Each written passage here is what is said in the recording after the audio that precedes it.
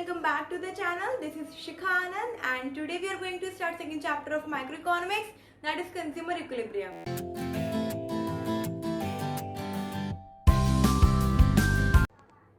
So let's start and chapter start करने से पहले हम chapter का meaning देखते हैं कि consumer equilibrium का actually meaning क्या होता है. तो consumer का मतलब तो आप लोगों को already पता होगा, आप लोगों ने first chapter में पढ़ा है. एंड अगर आपने फर्स्ट चैप्टर की वीडियोस नहीं देखी है तो लिंक मैं डिस्क्रिप्शन में डाल दूंगी, आप लोग देख सकते हैं. फर्स्ट वीडियो में हमने डिस्कस किया था कि इंट्रोडक्शन के बारे में डिस्कस किया था एंड सेंट्रल प्रॉब्लम्स इकोनॉमी की क्या होती है वो डिस्कस की थी. एंड सेकंड वीडियो में हमने प्रोडक्शन पॉसिबिलिटी कब डिस्कस किया था. तो हम अपना सेकंड चैप्टर कंटिन्यू करते हैं. So the consumer is a person who buys goods and services for the direct satisfaction of his wants. Consumer वो पर्सन है जो गुड्स एंड सर्विसेज को परचेज करता है सेटिस्फैक्शन देने के लिए.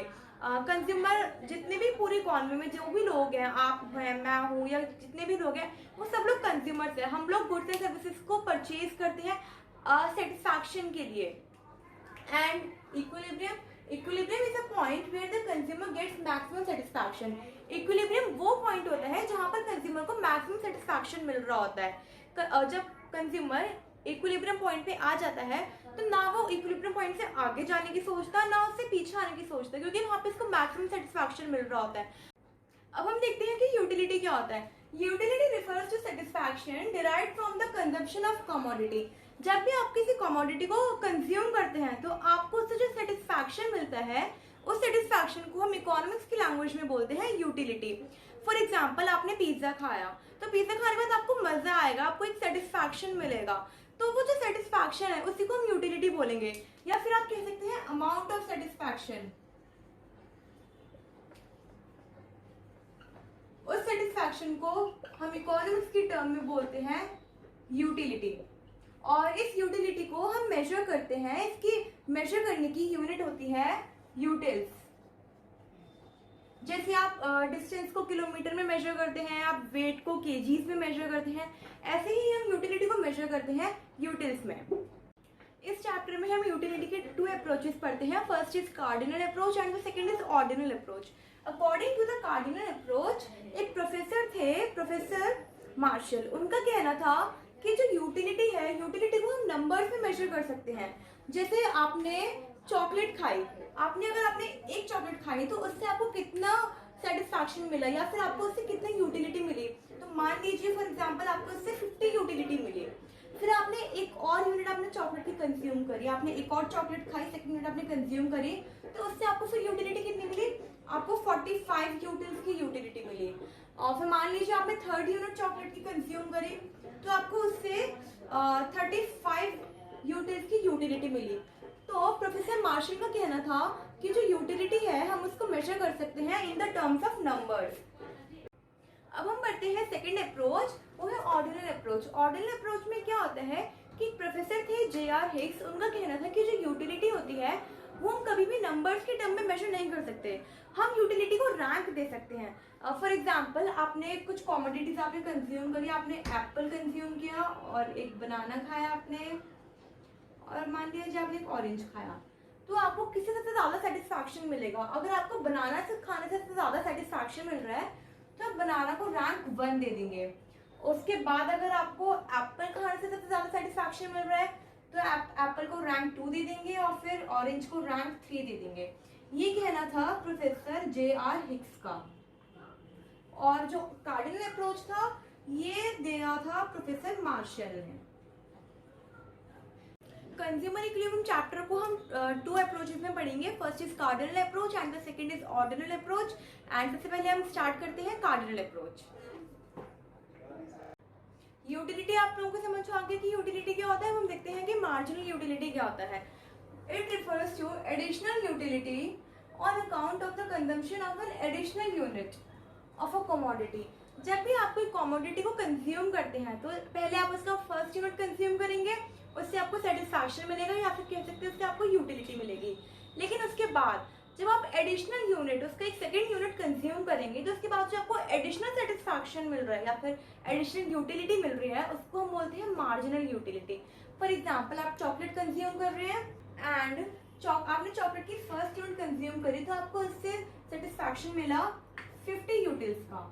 ये यहाँ तक तो ठीक है, लेकिन उसके बाद जब आप एक एडिशनल यूनिट कंज्यूम करेंगे, आप जब एक सेकेंड यूनिट कंज्यूम करेंगे चॉकलेट की, फिर आपको जो सेटिस्फैक्शन मिलेगा, फॉर एग्जाम्पल आपको 40 यूनिट से सेटिस्फैक्शन मिला, तो एडिशनल यूनिट कंज्यूम करने के बाद जब आपने फर्स्ट यूनिट के बाद एक एडिशनल यूनिट कंज्यूम करी चॉकलेट की, तो उससे आपको जो एडिशनल सेटिस्फैक्शन हुआ, इसको हम बोलते हैं marginal utility. I hope marginal utility clear हो गया होगा। अब देखते हैं टोटल यूटिलिटी क्या होता है। It is the sum total of utility derived from the consumption of all the units of a commodity. जब आप किसी कमोडिटी की यूनिट्स को कंज्यूम कर रहे होते हैं, तो आप उसकी फर्स्ट यूनिट कंज्यूम करेंगे, सेकंड, थर्ड, फोर्थ, आप उसकी जितनी भी यूनिट्स कंज्यूम करेंगे, तो सारे यूनिट्स कंज्यूम करने के बाद जो आपको टोटल सेटिस्फैक्शन मिल रहा है उस कमोडिटी से, उसको हम बोलते हैं टोटल यूटिलिटी। हम पहले वाला एग्जांपल लेते हैं। आप चॉकलेट्स की यूनिट कंज्यूम कर रहे थे, तो आपने फर्स्ट यूनिट कंज्यूम किया तो आपको यूटिलिटी मिली 50 यूटिल्स की। जब आपने सेकंड यूनिट कंज्यूम किया तो आपको 40 यूटिल्स की यूटिलिटी मिली, एंड जब आपने थर्ड यूनिट कंज्यूम किया तो आपको 30 यूटिल्स की यूटिलिटी मिली। तो जो सारे यूनिट्स को कंज्यूम करने के बाद जो आपको टोटल सेटिस्फैक्शन मिलेगा या फिर जो आपको टोटल यूटिलिटी मिलेगी, उसको हम बोलेंगे टोटल यूटिलिटी। तो टोटल कितना हो रहा है? 120। तो टोटल यूटिलिटी कितनी होगी? 120 यूटिल्स। तो ये होता है टोटल यूटिलिटी। आप लोगों ने मीनिंग देख लिया कि मार्जिनल यूटिलिटी का क्या मीनिंग होता है एंड टोटल यूटिलिटी का क्या मीनिंग होता है। अब हम एक बहुत ही इंपॉर्टेंट टॉपिक डिस्कस करने जा रहे हैं जो काफी बार एग्जाम्स में पूछ लेते हैं, वो है relationship between TU and MU. तो पहले हम शेड्यूल देखते हैं, शेड्यूल से समझते हैं कि क्या रिलेशनशिप होता है टीयू और एमयू में। तो आप लोग यहाँ पे नोटिस करो, जैसे जैसे टीयू इंक्रीज होता जा रहा है, टीयू इंक्रीज होता जा रहा है। पहले 8 था, फिर जब सेकंड यूनिट कंज्यूम करे तो टीयू 14 हो गया, फिर 18 हुआ, फिर एक स्टेज ऐसी आ रही है जहाँ पे टीयू कांस्टेंट है, यहाँ पर भी 20 है एंड यहाँ पर भी 20 है, फिर उसके बाद डिक्रीज हो गया। उसके साथ साथ ये नोटिस करना है कि जैसे जैसे यहाँ पर टीयू यहाँ से लेके यहाँ तक टीयू इंक्रीज हो रहा है, वैसे वैसे एमयू डिक्रीज होता जा रहा है। और जैसे ही टीयू कांस्टेंट हुआ तो एमयू 0 हो गया, एंड जब टीयू डिक्रीज होना स्टार्ट किया तो फिर एमयू नेगेटिव में चला गया। अब ये शेड्यूल है, इस शेड्यूल को हम ग्राफ में देखते हैं, ग्राफ में पॉइंट्स प्लॉट करते हैं। सबसे पहले हम टीयू के पॉइंट्स प्लॉट करेंगे। तो टीयू सबसे पहले 8 है, तो 8 यहाँ पर आ जाएगा। जब फर्स्ट यूनिट कंज्यूम किया तो टीयू 8 है, उसके बाद जब सेकंड यूनिट कंज्यूम किया तो टीयू 14 हो गया, तो 14 यहाँ आ जाएगा। उसके बाद 18, तो जब थर्ड यूनिट कंज्यूम किया तो टीयू हो गया 18। उसके बाद 20 और फिर भी 20 आ जाएगा, और फिर उसके बाद टीयू ने डिक्रीज करना स्टार्ट किया तो टीयू 20 से हो गया 18, तो 6 यूनिट पे वो हो जाएगा 18। तो टीयू के सारे पॉइंट्स को हम फ्री हैंड से ज्वाइन करिए तो हमारे पास ये जो कर्व आएगा, इस कर्व को बोलेंगे हम टीयू। उसके बाद अब हम एमयू के पॉइंट्स प्लॉट करेंगे। तो एमयू फर्स्ट यूनिट पे 8 है, उसके बाद 6 है सेकंड पे, एंड थर्ड पे 4 है, तो यहाँ आ जाएगा, एंड फोर्थ पे है 2, एंड फिफ्थ पे 0, एंड जब 6 यूनिट कंज्यूम किया तो एमयू चला गया नेगेटिव में, -2 हो गया, तो वो आ जाएगा यहाँ पे। उसके बाद जब हमने एमयू के पॉइंट्स को फ्री हैंड से ज्वाइन किया तो ये जो कर्व आया, इस कर्व को बोलेंगे हम एमयू। तो आप ये नोटिस करो, जैसे जैसे टीयू इंक्रीज होता गया वैसे वैसे एमयू डिक्रीज होता गया। जिस पॉइंट पे एमयू 0 हो जाता है उस पॉइंट को हम बोलते हैं पॉइंट ऑफ सैचुरेशन। जहाँ पर एमयू 0 हो जाता है वहाँ पे कंज्यूमर की सारी बॉन्ड्स फुलफिल हो जाती है, वहाँ पर कंज्यूमर बिल्कुल संतुष्ट हो जाता है उस कमोडिटी से जो उसने कंज्यूम करी होती है, वो बिल्कुल हैप्पी होता है। अब आपको ये नोटिस करना है कि जिस पॉइंट पर टीयू बिल्कुल मैक्सिमम होता है, अपनी मैक्सिमम स्टेज पे होता है, एग्जैक्ट उसी पॉइंट पे एमयू जो है वो 0 पर होता है। तो जहाँ पर टीयू मैक्सिमम है वहीं पर एमयू 0 होता है। अब जब एग्जाम में आप रिलेशनशिप बताते हैं टीयू और एमयू के बीच में, तो आप शेड्यूल बनाएंगे, उसके बाद आप ग्राफ बनाएंगे, उसके बाद जो आपने पॉइंट्स ग्राफ पे प्लॉट किए हैं उन पॉइंट्स को नोटिस करते हुए आपको उन पॉइंट्स को वर्ड्स में भी मेंशन करके बताना होता है कि टीयू और एमयू में क्या रिलेशनशिप है। तो वो हम अब देखते हैं। तो आप वर्ड्स में कैसे मेंशन करेंगे? फर्स्ट पॉइंट आप बताएंगे TU continues to rise so long as MU is positive. जैसे जैसे टीयू इंक्रीज होता जा रहा है, टीयू बढ़ता जा रहा है, वैसे वैसे एमयू MU पॉजिटिव रहेगा।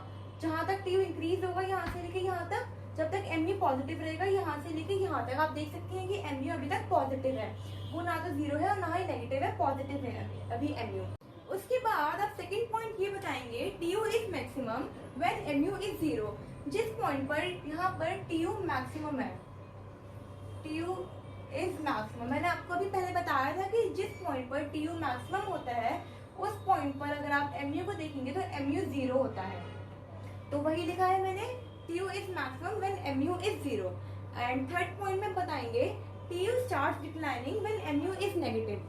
जैसे ही MU जीरो के बाद नेगेटिव होना स्टार्ट हो जाता है वैसे ही TU जो है डिक्लाइन करना स्टार्ट कर देता है। तो आप यहाँ पे देख सकते हैं जब MU जीरो से लेके -20 पे जा रहा है तो फिर TU जो है डिक्लाइन करना स्टार्ट कर दिया TU ने, TU अब कम होता गया। तो ये मेन 3 पॉइंट्स हैं relationship between TU and MU के। जब एग्जाम में आप लिखेंगे मैं आपको बताया था, पहले आप शेड्यूल बनाएंगे, उसके बाद डायग्राम बनाएंगे, ग्राफ में अच्छे से आप सारी प्लॉटिंग करेंगे, लेबलिंग आप करेंगे, जहाँ पे TU मैक्सिमम होगा वहाँ पे आप TU मैक्सिमम बताएंगे।